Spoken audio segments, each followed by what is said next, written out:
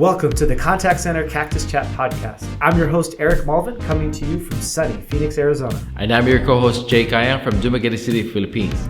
I'm a serial entrepreneur. Started my first business 10 years ago, and 6 LLCs later, I started Pac Biz Contact Center Outsourcing in 2015. Today, we have over 200 employees and growing. And I'm the operations manager here in Pac Biz, and I've been working with Eric since 2014, and I grew as the company grew. So whether you're looking to outsource for the first time, whether you manage a contact center, or you're just looking to improve your customer experience, we'll be covering topics for you. So business managers, operations managers, business owners, this is for you, so make sure to subscribe. Welcome to our very first episode. This show is really for people who manage call centers. They are business owners or operations managers who are looking to outsource. You guys are having trouble hiring, having trouble with training, the turnover, and you're looking to fix that because your business isn't growing, or you're looking to improve the customer experience and you manage a call center and you've been stuck, or some of those things like that, right? Anything else, Yep. Jake? Yeah, just to give you an idea what it looks like, working to outsource to a call center, and we can, most of the time the role of Pac Biz is to help the companies, to focus on something else, not with the call center where they can grow their business. So we're excited to talk about this. We got tons of experience. Jake and I have been working together for almost 10 years running a call center. And so what I was thinking was for our very first episode or two, I wanted to share the Pac Biz story with you guys because I think every time I tell it to people, they tell me this is an amazing story. And so I tell people individually, so I thought, why not tell the world through a podcast? The first episode or two, is the Pac Biz story and how we came to be and how we existed. And Jake is a huge part of that. And so I'm going to have him share some of his side of the story. And, of course, I am too. So to tell the Pac Biz story, I got to go back to elementary school. I was 5 years old because everyone always asks me, how did you get to start a call center or run a call center and have all these employees? And that's like so many people and so much to manage. Yes, it is, but you don't get there overnight. You start when you're 5. My first business I started was a Lego city I built. And not only did I build a Lego city, I charged my parents admission to go look at the Lego city. And so I had a whiteboard I even wrote, and I even did dynamic pricing. So if you came during the daytime, it was one price. If you came on nights and weekends, it was another price. Where I got these ideas from, I have no idea. Looking back, I didn't know anything about dynamic pricing.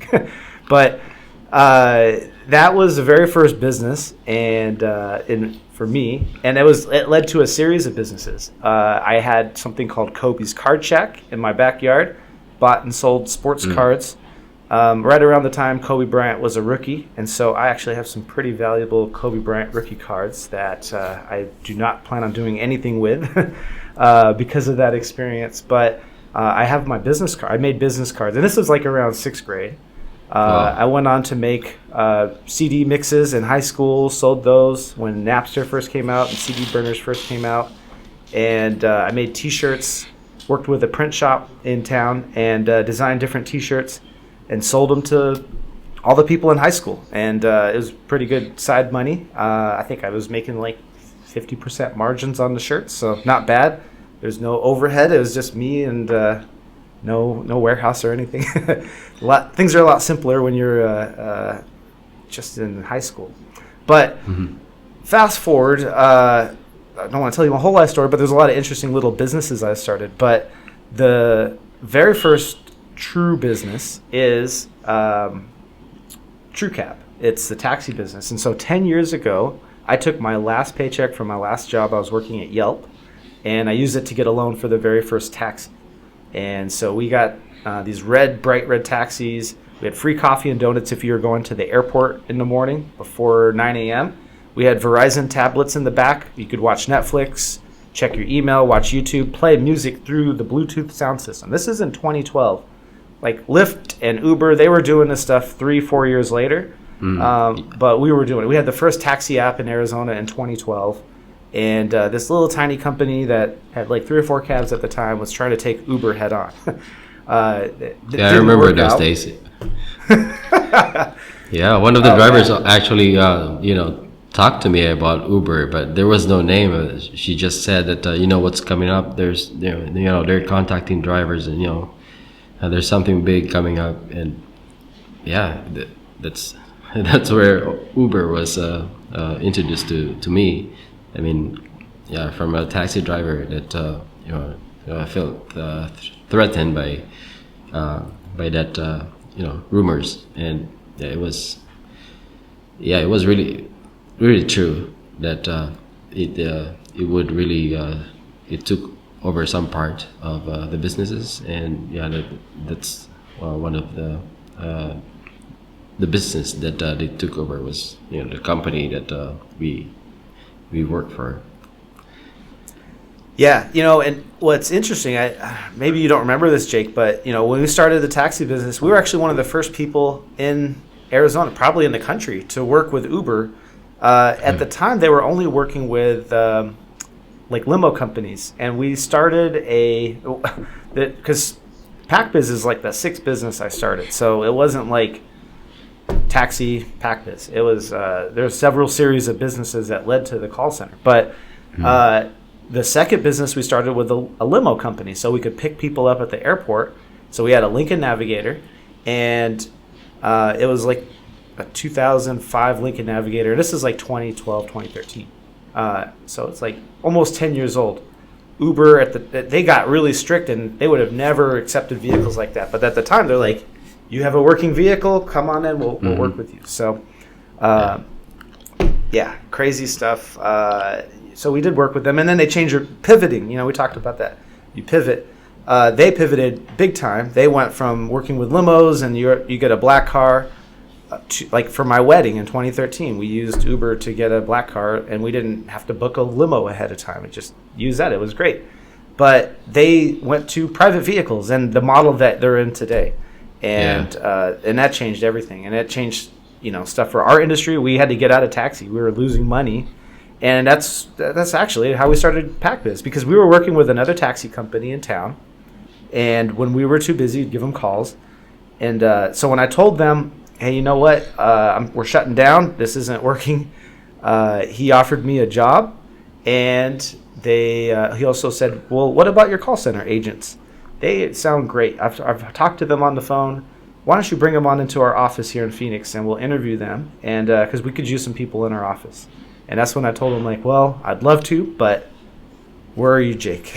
Yeah, are you going to be able to hop on a plane to Phoenix to start a job?" No. So.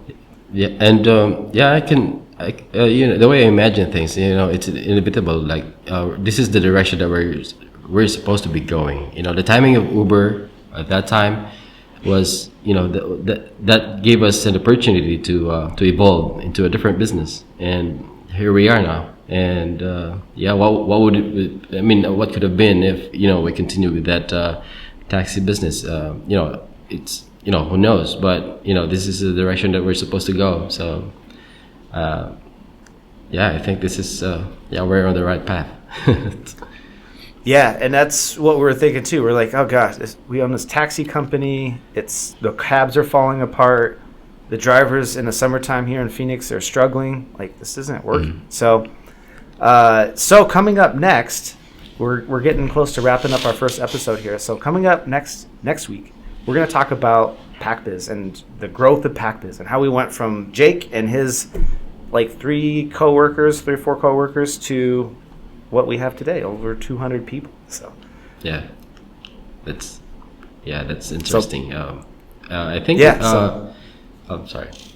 Go ahead. Yeah, it's the growth of the company as well as the growth of the clients that we have. There will be a lot of stories that we can tell, and just stay tuned for the next episodes.